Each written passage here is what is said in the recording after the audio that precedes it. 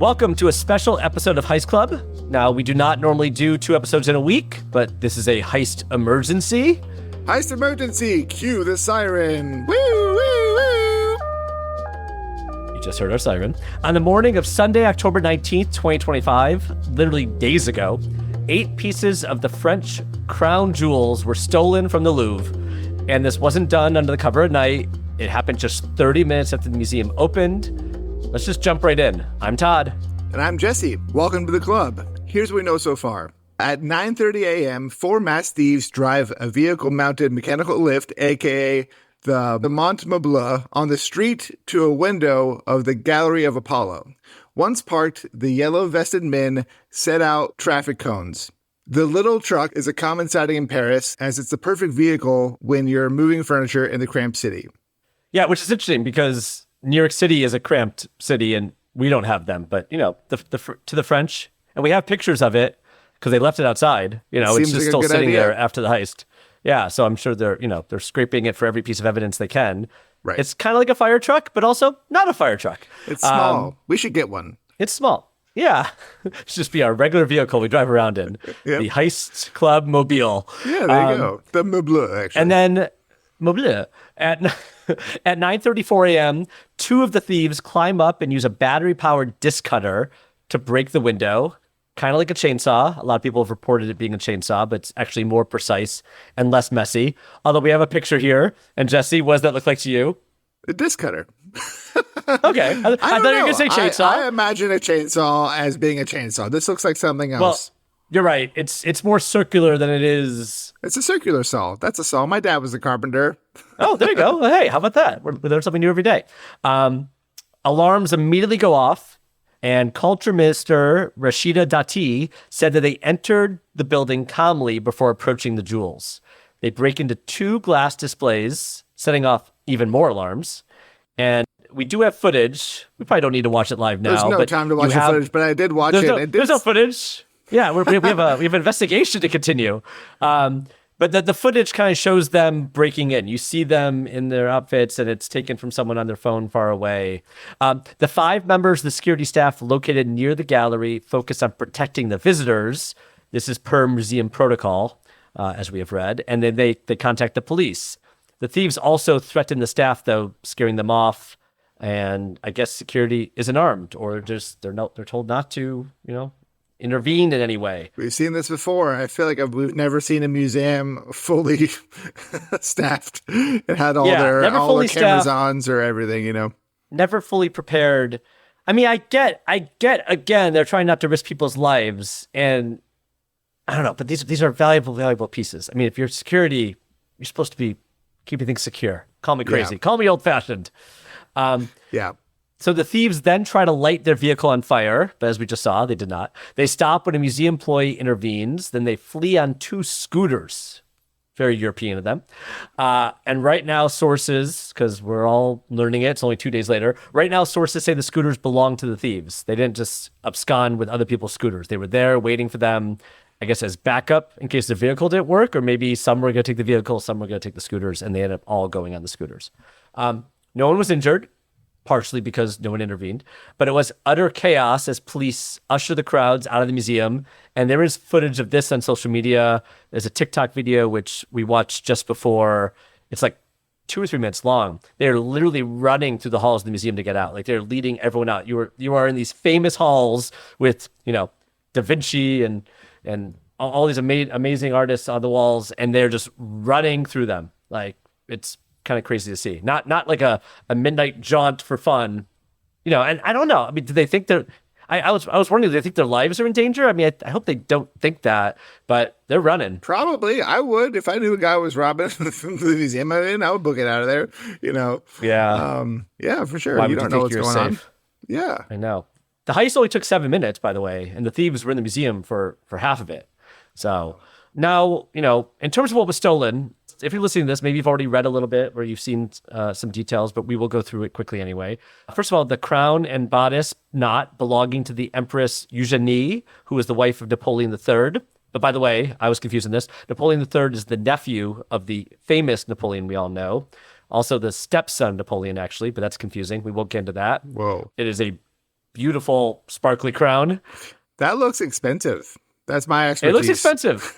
That's a lot of gold. 8 gold eagles, 1,354 diamonds, 1,136 rose cut diamonds, and 56 emeralds. So, as Jesse said, expensive. It also has detachable jewels to be worn as brooches. So this is like quite a piece. Yeah. Our quote is, "It's worth several tens of millions of euros." Just this crown, by the way. Further quote, "It's not, in my opinion, the most important item that they took." This is from Drouot Auction House president Alexandre Gicqueau. And the Drouot Auction House is one of the oldest and largest in the world. So Alexandra knows their stuff.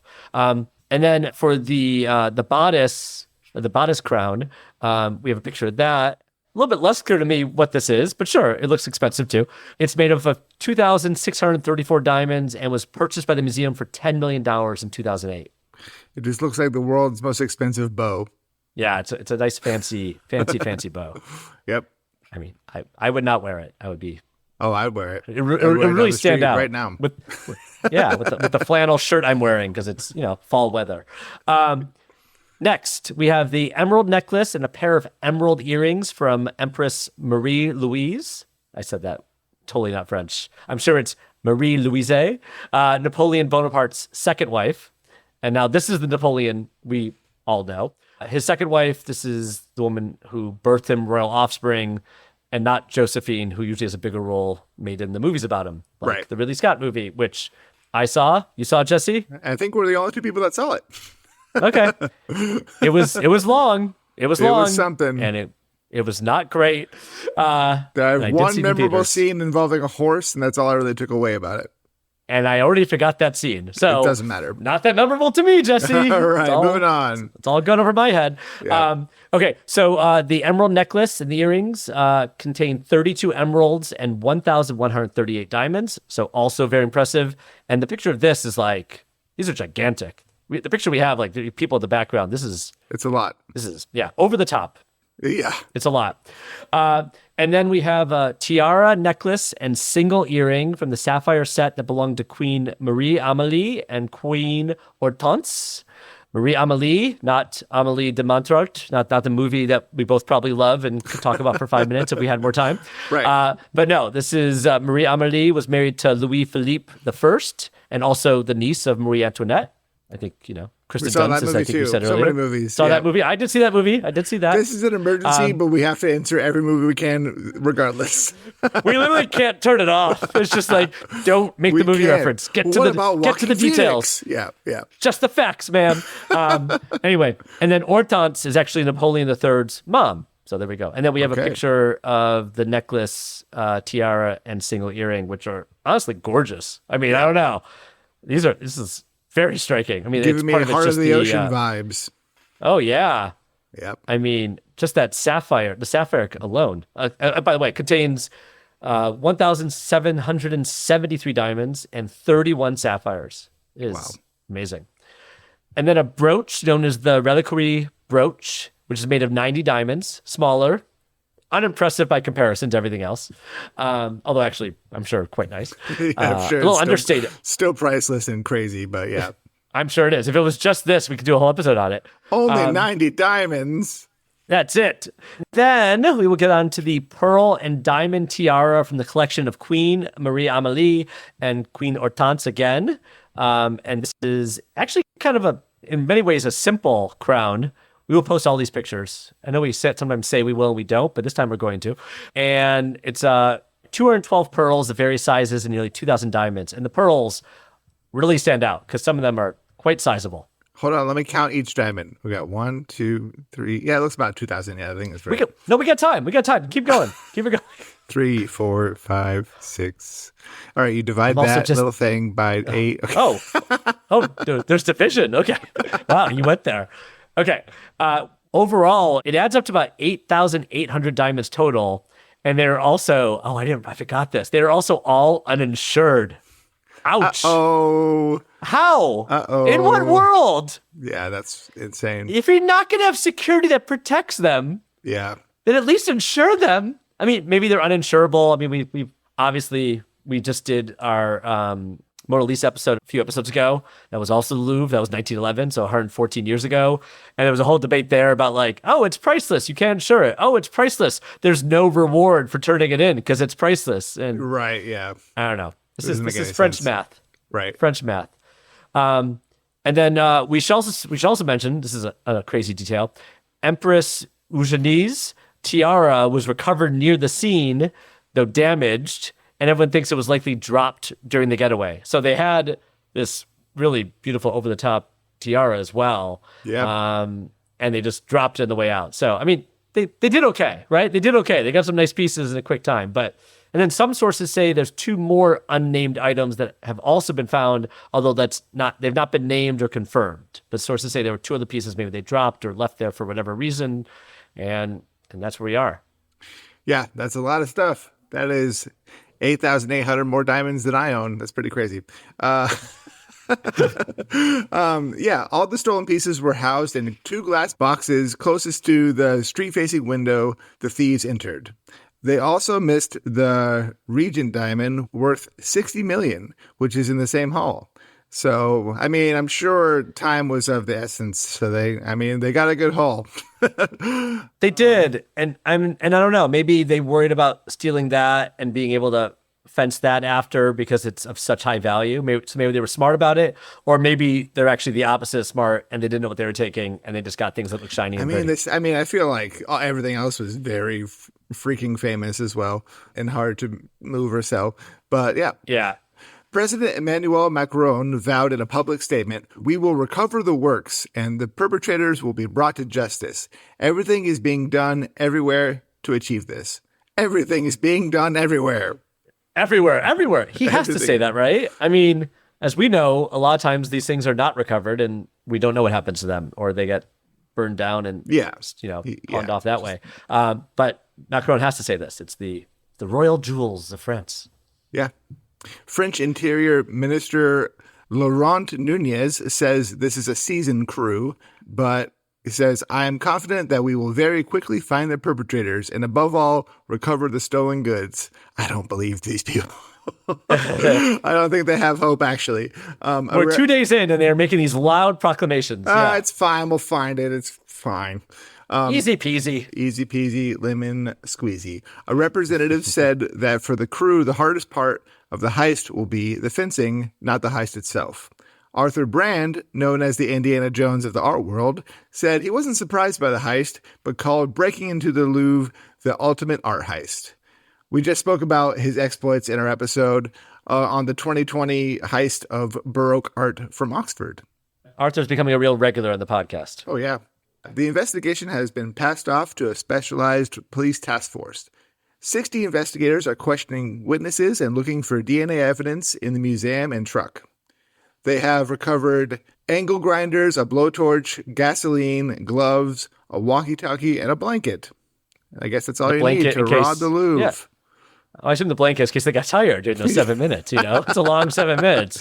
I need to take one of these minutes to do a quick nap, and then I'll be just a quick nap. I'll be right with you. Sounds like me if I was attached to a heist. Let me just take a quick one. Please, my blankie. I can't go anywhere without it. That's me.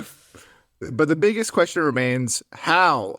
Sure, stealing the Mona Lisa in 1911 sounds like a reasonable feat, but how does one execute a heist in such a popular place in the digital age? In 1998, a painting by French master Camille Corot was stolen in broad daylight. Pierre Rosenberg, the director at the time, said the security at the museum was fragile. Fast forward to 2019, the Louvre replaced the Rococo-style display cases with a modern look. The Rococo display had a safety function where the jewels would drop into a safe if the glass was disturbed. Too bad we didn't have that a couple days ago. And they got rid of that. I mean, so insane. I mean, in every episode we say, like, the security's never strong enough, and then sometimes there's cases of it getting better since then. This is real time. We are in real time seeing security get worse because they had to look more modern. What's wrong with the Rococo style? It's the Louvre. I know. Insane. Yeah, if we had a diamond rating for the security, it would not be, we would never see above a 3, I think. It would be less than 8,000 diamonds. That would be my rating. Yeah, I agree. Yet another reason to hate modern architecture. In 2021, the current director, Laurence Descartes, asked the French police to conduct a security audit. A leaked portion of the audit said that there were considerable and persistent delays to updating security software, and security cameras were lacking in rooms. One room had 0 surveillance cameras. I would say 0 is lacking. If you're 0 is a good, yeah, we're lacking. How many do you have? 0. You can't get less than that. Yeah. Cultural Minister Rashida Dati said that recommendations for changes were given a few months ago, and that they are beginning to be implemented. While the Louvre has... Wait. Do we think Rashida's in on it? Yes. She's like, no. We were waiting until after this heist to then fix it. Rashida, I don't really mean that. I'm so sorry. No. But, it's just fun to quickly blame an inside job. Well, I do think there are theories already that it's like, why would you ever lower the security level and make it easier? So you and I often think inside job. I don't know if this is. I'm not actually saying it was. I mean, it feels like these are professionals actually. But yeah. I know the theory is out there and I understand why. I wonder if the thieves got word of the lack of security and knew exactly what was being, anyway. It looks obvious. The lack of security looks obvious. Do you see any cameras in this room? No. Okay, no. There's a lack of security. Yeah. While the Louvre has its own fire brigade, it has no rapid response unit to thefts. Police only patrol the crowded entrance. We need one next to the crowns. However, union leaders have a different opinion on the cultural ministry's plan. In recent years, they have faced significant staff cuts despite museum attendance soaring. 30,000 people visit it a day, making it the busiest in the world. 10% of full-time staff have been cut in the last 15 years, around 200 people. The staff cuts likely were due to an increase of reliance on technology over physical patrolling security. Several months before the October robbery, staff members warned the higher-ups that there were significant security flaws, but they were pushed aside. Last summer, the museum had to close for several hours due to a strike by employees complaining of the impossible working conditions and overcrowding. So basically, the Louvre has been a bit of a mess, and this really exemplifies that even more. Yeah. Okay, well, let's talk about some theories. I know we've already kind of hinted at some, but one is a shadowy rich collector, as one would think. Basically, you just can't steal priceless jewels and turn around and sell them right away, but you can if the purchase already happened. So do we have another, Thomas Crown affair situation? Perhaps. If this is true, though, we have a good chance of finding the pieces intact. I don't know. I just don't know if this is the case. I mean, you and I have seen many times a heist, as we said earlier, the heist can be easy and then they have no idea what to do with it after. They think, oh, this is easy, I'll get them. And now how do I sell them? What do I do? So Maybe the shadowy rich collector exists. Maybe he does not. Or he or she. Opportunistic jewel thieves is another thought here. I guess, obviously. But I think it was a jewel thief that stole the jewels. Do we think it was jewel thieves? I could have pictured that better. Basically, last month, thieves broke into the Natural History Museum in Paris and stole $1.5 million worth of gold. That thief was actually caught October 20th. So right after. Amazing. And the Adrien Debouche Museum in Limoges, France, saw $11 million worth of porcelain work stolen. So this is all happening right now. That was 2 dishes and a vase. So museums in general do not have the security of a place like a bank, making it a prime target for thieves. And these thieves in France are really taking advantage. And on Monday, another French museum was robbed for a set of gold and silver coins. So I'm not saying it's definitely the same guys. Maybe it was. They were on a bender, if you would.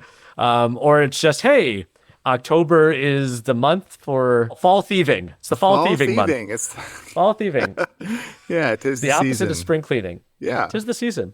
And so the Napoleonic crown jewels are unsellable as is. But if the jewels are pried off and the metal is melted, a team of thieves could definitely make a hearty profit, which is so sad. This is so sad to me. They can take them to popular jewel sites like Israel, Antwerp, and India to sell and mix in with the mass of other jewels and metals. We have seen this before. We've actually talked about this in episodes we haven't even released yet, where you steal this basically priceless work of art made of gold, and then you just boil it down to gold completely, and the work of art is gone forever. These are not art connoisseurs, if you would. They are in it for the money, I mean, in it for the that's, coin. well, my guess is that's what's happening as we speak. Yeah, that's right. With this in mind, Miles Connor, who's a famed American art thief, he has some tips. Why is he giving tips? He has some tips for the thieves on how to turn a profit. Oh, good for him. Thanks, Miles. Miles, what are you doing here, Miles? You're not helping, Miles. Thanks, Miles. Here's his quote, though. The best they could do if they want to make any money out of them would be to hang on to them for a few years and have somebody approach the museum, let's say an attorney, and say, listen, I've got these guys that might be able to recover them, but they're putting their life in danger. People get away with this? Miles also hopes the pieces are still intact because if they are destroyed, our thieves will be vilified by the entire country. They should be vilified anyway. But I guess, yes, if they're destroyed, even more so. Oh, yeah, for sure. Yeah. Which this also harkens back to, Mona Lisa, which thankfully was kept intact. And he was actually seen as a hero by many, trying to return it to Italy, Leonardo da Vinci's, native country. Yeah, it is. I mean, it's much more sad if you imagine those pictures we just saw and now they're all destroyed, But Yeah. tugs on the heartstrings a little bit more. Yeah. And then another theory is organized crime. Paris prosecutor Laure Bicot said, we're looking at the hypothesis of organized crime. She also said it could be linked to drug trafficking. So she's just putting it with all this stuff. Yeah. The jewels will be pried off and used as a way to clean dirty money in this case if it's organized crime. Art is a form of collateral in organized crime, which we've also seen before. And Nathalie Goulet, a centrist member of the French Senate, believes that this is the most likely theory. She is very pessimistic about the situation and believes that the jewelry has already been destroyed and is out of the country. I love this happened just days ago, and there were so many theories already. And if we were recording this in 6 months, we could so quickly say which ones are wrong, probably, or a year. Who knows? I mean, actually, it could be a lot longer. I don't know. Yeah, and I have a feeling we will have a follow-up on this. But yeah. Yeah. And then we do have one more theory, which we can take a little bit less seriously, which is my son's theory. So I was out of the room last night and, this news is all over. Yeah. People were seeing it everywhere. And I heard my son say, Daddy, there was a heist at a big museum. And then I told him I knew.